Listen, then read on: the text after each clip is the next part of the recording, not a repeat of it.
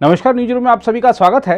रूस के राष्ट्रपति व्लादिमीर पुतिन की ओर से यूक्रेन के 4 क्षेत्रों पर कब्जा जमाने की घोषणा करने के बाद पूरी दुनिया में नया विवाद खड़ा हो गया है। अमेरिका ने जहां रूस पर नए प्रतिबंधों का ऐलान किया है, वहीं यूक्रेन के राष्ट्रपति ने रूस की कार्रवाई को गलत बताते हुए नाटो से गुहार लगाई है कि उसे संगठन की सदस्यता जल्द से जल्द दी जाए। वहीं संयुक्त राष्ट्र सुरक्षा परिषद में इस मुद्दे को लेकर अमेरिका एक प्रस्ताव लेकर आया, जिस पर मतदान से भारत दूर रहा। इस बीच संयुक्त राष्ट्र महासचिव एंटोनियो गुतेरेस ने कहा है कि धमकी या बल प्रयोग से किसी देश द्वारा किसी अन्य देश के क्षेत्र पर कब्जा करना संयुक्त राष्ट्र चार्टर और अंतर्राष्ट्रीय कानून के सिद्धांतों का उल्लंघन है।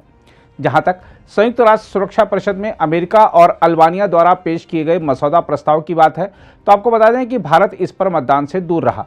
इस प्रस्ताव में रूस के अवैध जनमत संग्रह और यूक्रेनी क्षेत्रों पर उसके कब्जे की निंदा की गई थी। इस प्रस्ताव में मांग की गई थी कि रूस यूक्रेन से अपने बलों को तत्काल वापस बुलाए।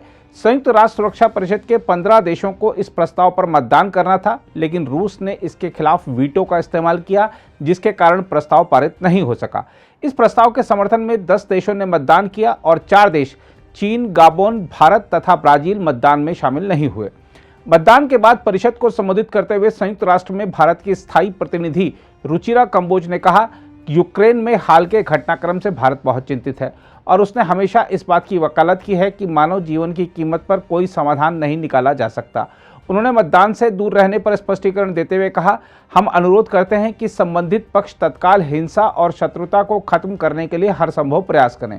उन्होंने कहा कि मतभेदों तथा विवादों को हल करने का एकलौता जवाब संवाद है, हालांकि इस समय यह कठिन लग सकता है। भारत ने कहा, शांति के मार्ग पर हमें कूटनीति के सभी माध्यम खुले रखने की आवश्यकता है। रुचिरा कंबोज ने साथ ही यह भी कहा कि इस संघर्ष की शुरुआत से ही भारत का रुख स्पष्ट रहा है।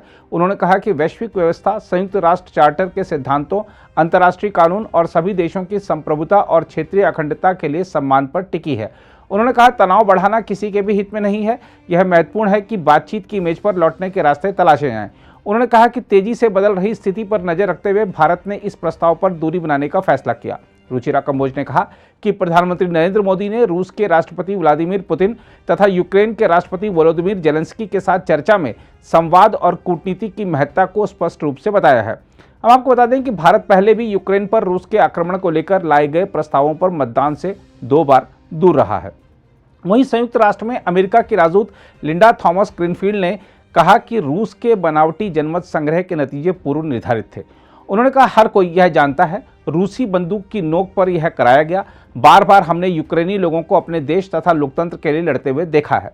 ग्रीनफील्ड ने कहा कि अगर रूस अपनी जवाबदेही से बचने की कोशिश करता है तो हम मॉस्को को यह अचूक संदेश भेजने के लिए महासभा में आगे भी कदम उठाएंगे कि दुनिया अब भी संप्रभुता और क्षेत्रीय अखंडता की रक्षा के पक्ष में खड़ी है।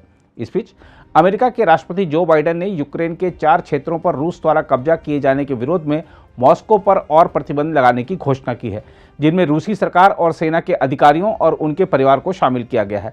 बाइडेन ने कहा कि यूक्रेन पर कब्जा करने का रूस का कदम वैध नहीं है। इसके साथ ही अमेरिका ने यूक्रेन पर रूस के आक्रमण से जुड़े 1000 से अधिक लोगों और कंपनियों पर प्रतिबंध लगा दिया, जिसमें उसके सेंट्रल बैंक के गवर्नर और राष्ट्रीय सुरक्षा परिषद के सदस्यों के परिवार भी शामिल हैं।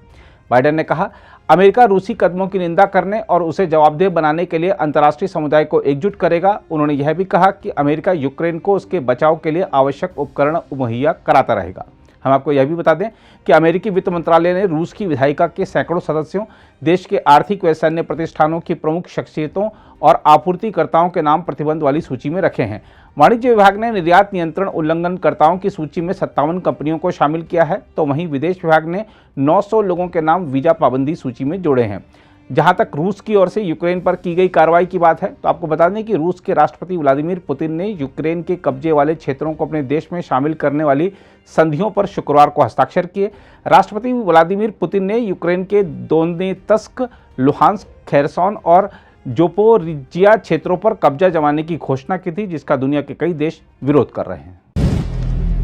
अगर आप भी लेना चाहते हैं देश दुनिया की तमाम जानकारी, तो आज ही सब्सक्राइब करें हमारे चैनल को। साथ ही नीचे दिए बेल आइकन को जरूर दबाएं ताकि हर अपडेट आप तक पहुंच सके।